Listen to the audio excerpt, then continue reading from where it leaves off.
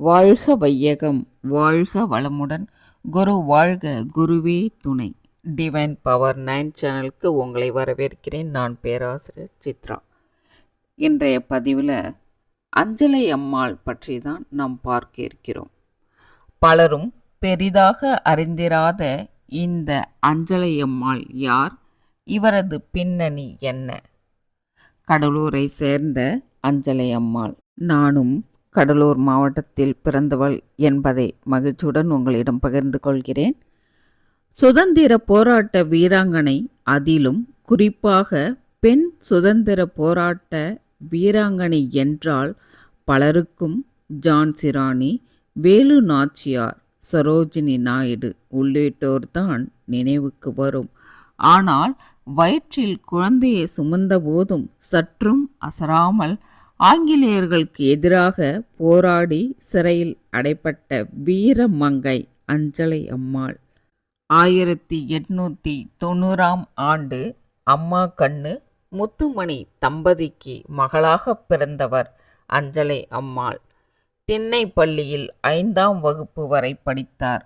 1908ஆம் ஆண்டு தனது 18வது வயதில் நெசவு தொழிலில் ஈடுபட்டு வந்த முருகப்பா என்பவரை திருமணம் செய்து கொண்டார்.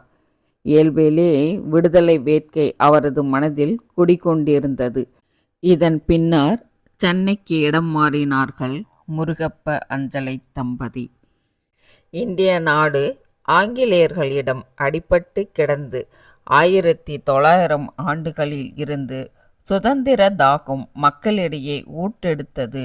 அப்போது மகாத்மா காந்தியின் கொள்கையால் ஈர்க்கப்பட்ட அஞ்சலை அம்மாள் 1921 ஒத்துழையாமை இயக்கத்தில் பங்கெடுத்தார்.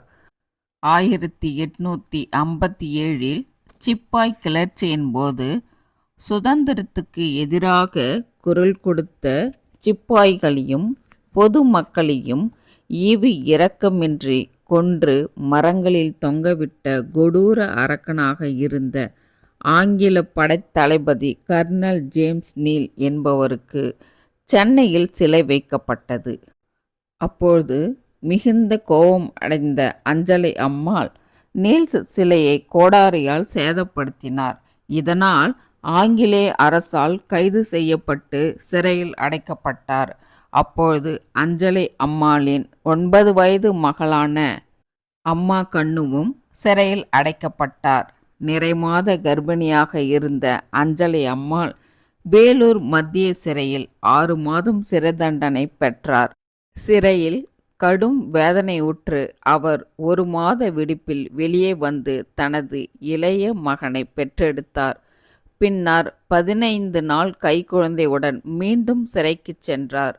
பல போராட்டங்களில் பங்கேற்ற அஞ்சலை அம்மாள் பலமுறை கடுங்காவல் தண்டனையும் பெற்றுள்ளார். அஞ்சலை அம்மாவுடன் சேர்ந்து அவருடைய குடும்பமும் சுதந்திரத்திற்காக போராடியது. சிறை தண்டனையில் இருந்தபோது குழந்தையை பெற்றெடுத்ததினால் தன் மகனுக்கு ஜெயில் வீரன் என்று பொருள்படும் வகையில் ஜெயவீரன் என பெயர் சூட்டினார். 1931 சென்னையில் அனைத்திந்திய மகளிர் காங்கிரஸ் கூட்டத்துக்கு அஞ்சலை அம்மாள் தலைமை தாங்கினார். உப்பு சத்தியாகிரகத்தின் போது ஆங்கிலேயர்களால் தாக்குதலுக்கு உள்ளானார். 1932 மது ஒழிப்பு கொள்கைக்கு ஆதரவாக கள்ளுக்கடை மறியலில் ஈடுபட்டு சிறையில் அடைக்கப்பட்டார். அப்போது 9 மாதம் கடுங்காவல் தண்டனையை அனுபவித்தார். சிறை முடிந்து வெளியே வந்ததும் சட்ட மறுப்பு போராட்டத்தில் பங்கேற்று மீண்டும் 3 மாதம் சிறையில் அடைக்கப்பட்டார் அஞ்சலை அம்மாள். அஞ்சலை அம்மாள் மீது ஆங்கிலேயர்கள் கடுமையான அடக்குமுறைகளை கட்டவிழ்த்தனர். சிறையிலிருந்து வெளியே வந்தாலும் அவர் யாரையும் சந்திக்க முடியாத சூழல் நிலவியது. அப்போதுதான் 1934 காந்தியடிகள் சென்னைக்கு வந்தார். அஞ்சலை அம்மாளை சந்திக்க வேண்டும் என எண்ணினார். ஆனால் ஆங்கிலேயர் அரசால் தடை விதிக்கப்பட்ட நிலையில் காந்தியால் தீவிர போராளியான அஞ்சலை அம்மாளை சந்திக்க முடியாமல் போனது. அதற்காக அவர் மன வருத்தமும் அடைந்தார். ஒரு நாள் திடீரென மகாத்மா காந்தி தங்கியிருந்த இடத்துக்கு ஃபர்தா அணிந்த பெண் ஒருவர் குதிரையில் வந்து இறங்கினார். யாரோ தன்னை சந்திக்க வந்திருப்பதாக எண்ணிய காந்தியடிகளுக்கு காத்திருந்தது அதிர்ச்சி.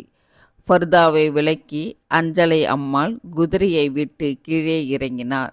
கண்ட காந்தியடிகள் ஆச்சரியத்துடனும் அஞ்சலை அம்மாளின் வீரத்தையும் தீரத்தையும் கண்டு வியந்தார்.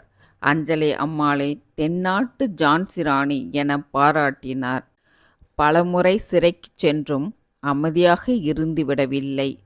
தொடர்ந்து பல்வேறு போராட்டங்களும் அதனால் சிறை தண்டனையும் கடுங்காவல் அடக்குமுறை என இந்திய விடுதலை அடையும் நாள் வரை தொடர்ந்து போராட்டமே தன் வாழ்க்கையாக தன்னை அர்ப்பணித்து கொண்டார் அஞ்சலை அம்மாள்.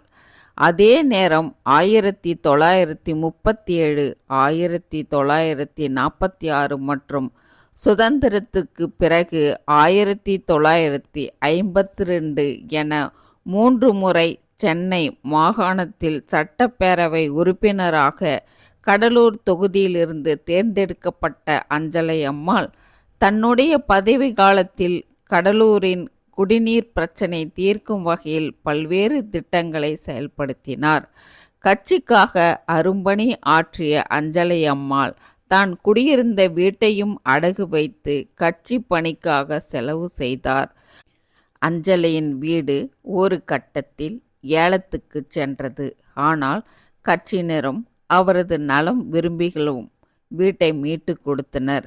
அஞ்சலை அம்மாளின் பெயரில் இருந்தால் மீண்டும் நாட்டுக்காக விற்றுவிடுவார் என்று அவரது பிள்ளைகளின் பெயரில் வீட்டை எழுதி வைத்தனர். தனது கடைசி காலத்தை அஞ்சலை அம்மாள் முட்லூர் கிராமத்தில் தனது மகனுடன் கழித்து வந்தார். அங்கு அவர் ஓய்வெடுக்கவில்லை. வேளாண்மை பணிகளில் தன்னை ஈடுபடுத்தி கொண்டார். பின்னர் அதே ஊரில் 1961 பிப்ரவரி 20 தனது 71வது வயதில் அஞ்சலை அம்மாள் காலமானார். இதையடுத்து 2021 மற்றும் 22 ஆண்டில் அஞ்சலை அம்மாளுக்கு கடலூரில் திருவுருவச் சிலை அமைக்கப்படும் என்று தமிழக முதல்வர் மு.க. ஸ்டாலின் தலைமையிலான தமிழக அரசு அறிவித்தது. அதன்படி கடலூர் சி. முதுநகர் காந்தி பூங்காவில் அரசு சார்பில் ரூபாய் 25 லட்சத்தில் அஞ்சலை அம்மாளுக்கு முழு உருவச் சிலை நிறுவி தமிழகம் அரசு கௌரவித்தது. இந்திய சுதந்திர போராட்டத்தில் பெரும் பங்காற்றிய தியாக செம்மலான வீரமங்கை அஞ்சலை அம்மாளின் வாழ்க்கை வரலாறு தமிழக பாட புத்தகத்திலும் சேர்க்கப்பட்டுள்ளது. அஞ்சலை அம்மாளின் பிறந்த நாளான ஜூன் 1 அரசு விழாவாக கொண்டாடப்படும் என தமிழக முதல்வர் மு.க. ஸ்டாலின் அறிவித்துள்ளார். அஞ்சலை அம்மாளின் வீரத்தை நாம் போற்றுவோம், அனைவருக்கும் சென்று சேர்ப்போம். உங்கள் நண்பர்களுக்கு நீங்கள் ஷேர் செய்யவும் மற்றும் உங்கள் மேலான கருத்துக்களை பதிவிடுங்கள் மற்றும் நம் சேனலை சப்ஸ்கிரைப் செய்து கொள்ளுங்கள். நாம் போடும் அனைத்து பதிவுகளும் உங்களுக்கு உடனுக்குடன் வந்து சேரும். நன்றி. வாழ்க வளமுடன்.